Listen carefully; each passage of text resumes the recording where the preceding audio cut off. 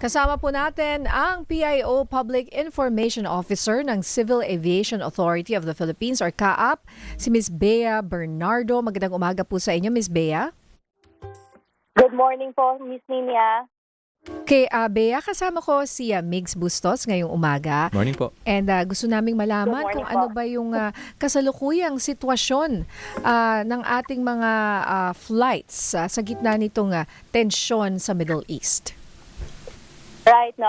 Miss Ninia, as we all know, nung Sabado ay nag-close yung mga airspace ng mga bansang affected ng tensyon dito sa Middle East. And dahil doon, nagtumigil po tayo ng flights o nagkaroon tayo ng mga canceled flights papunta po sa Middle East. As of now po, meron na po tayo 112 na affected flights. 109 po ang canceled flights, samantalang 3 naman po ang diverted flights. Mostly na mga affected flights po ay mga ruta papunta at galing po sa Doha, Bahrain, Riyadh, Dubai, and Abu Dhabi po. Mm-hmm. Oo. So, merong mga airports ngayon na sarado?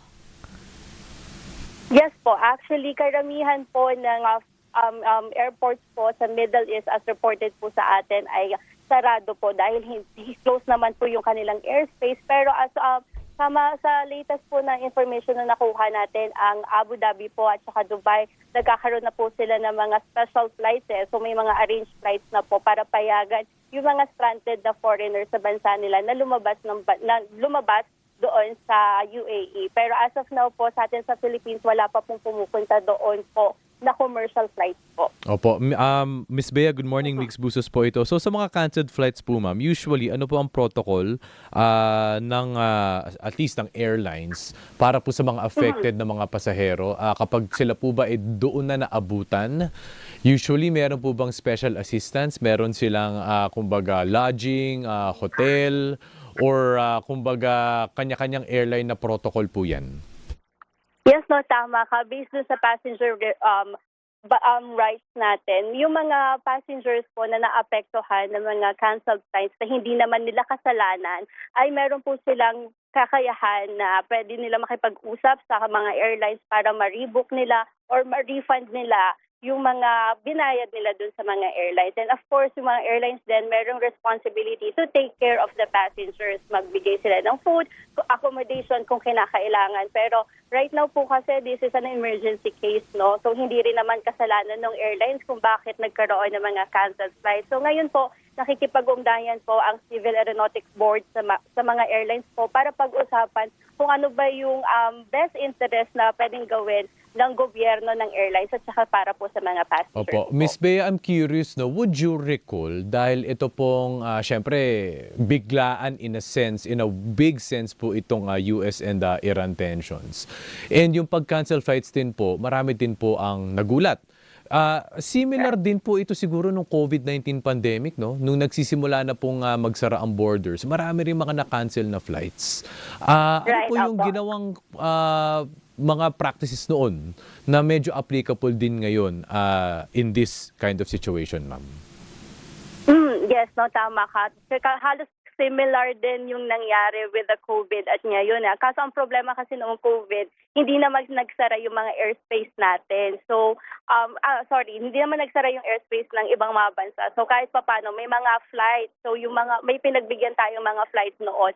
Unlike dito, hindi talaga makalipad kasi yung mga commercial flights ay hindi inaalaw noong mga bansang affected po ng kaguluhan. Pero right now po, ang priority po kasi is safety. So, ayun po ang tinatrabaho po ng gobyerno, yung maging safe po ang ating mga passengers. So, constant coordination naman po ang ating gobyerno, lalo na ang CAB sa mga airlines po, para mapagbigyan sila, para hindi naman din sila malugi dun sa nangyayari po sa atin ngayon. Okay, so ano-ano pong mga airlines ang may pinakamaraming nakansilang biyahe po, tulad ng Philippine Airlines at Emirates? Yes, exactly po. Ang PAL and Emirates po talaga ang may pinakamaraming flight po dun sa Middle East as of now. And also, nag-cancel din po ang Cebu Pacific and Qatar Airways po. Oo, and mga ilang pasahero kaya ang affected sa mga kanselasyon na to, Miss Bea? As of now po, wala pa po tayo talagang concrete na number ng mga passengers po kasi mga international airlines po ay hindi pa po nakakapagbigay sa atin ng numbers talaga ng affected passengers nila. But based on the latest count na meron po tayo, na nireport po sa atin ng mga local airlines, almost nasa almost 10,000 na po na passengers ang affected simula po nung Sabado.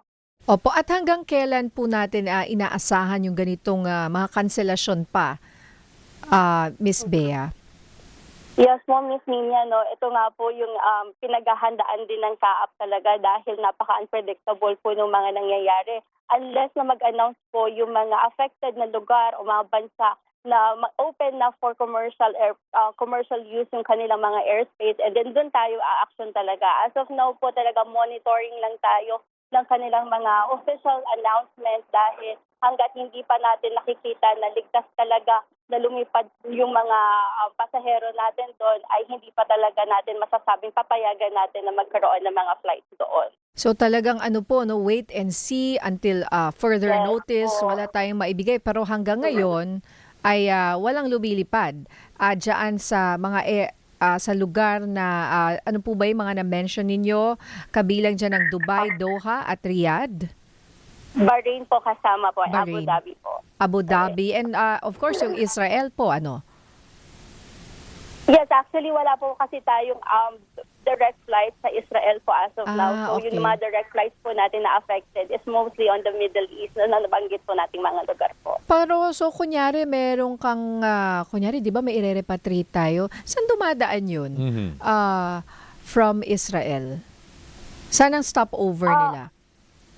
Mostly, pag repatriated flights naman po, it's direct flights po yun eh. Sa mga may special arrangement po kasi yun eh. So, hindi na po nila kailangan mag-layover. So, ina-arrange na po natin na direct flights po yung mga ganong mga flights po. Yes. Kung normal flight, hindi siya special flight. Saan sila dumadaan? Normally, ang alam ko po sa Middle East po Doha and sa Dubai po, nagkakaroon ng mga layovers po. Oo, so ganun lahat yan. Pare-pareho pong mga ngayon, sarado, no? Yes po. Opo. Mga Opo. special flights lang po yung pinapayagan nila as of the moment, mga para ma-repatriate po yung mga foreigners nila sa bansa nila. And also recently, kaninang umaga, meron po tayong balita from Department of Migrant Workers po na meron na po mga na-repatriate na mga Filipinos po na dumating dito sa Manila. So, unti-unti naman po nilang pinapayagan na yung mga foreigners na makalabas po ng bansa nila. Saan po galing yun, yung na-repatriate kanina? I think it's from Abu Dhabi po ata. All Opo. right. Opo. Okay. So yun din po yung mga ina-arrange po natin with the help of CAAP po na yung mga repatriated flights po pagdating po dito sa Manila ay may space po sila at hindi lang po yung NAIA yung hinahanda natin, handa din po lahat ng airport natin sa buong bansa po para tumanggap po ng mga repatriated flights po. So, Miss Bea, to further clarify, all flights to and from, sabihin natin, Philippines, basta po dyan po sa Middle East, ngayon po, canceled under further notice.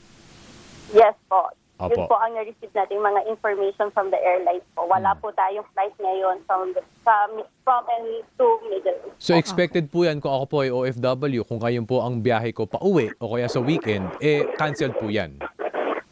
Yes po. So, pag mga ganong cases po, we advise po yung mga OFWs natin na makipag-coordinate po sila sa DMW Yes. para matulungan po sila. All right. Sige, maraming salamat po, Ms.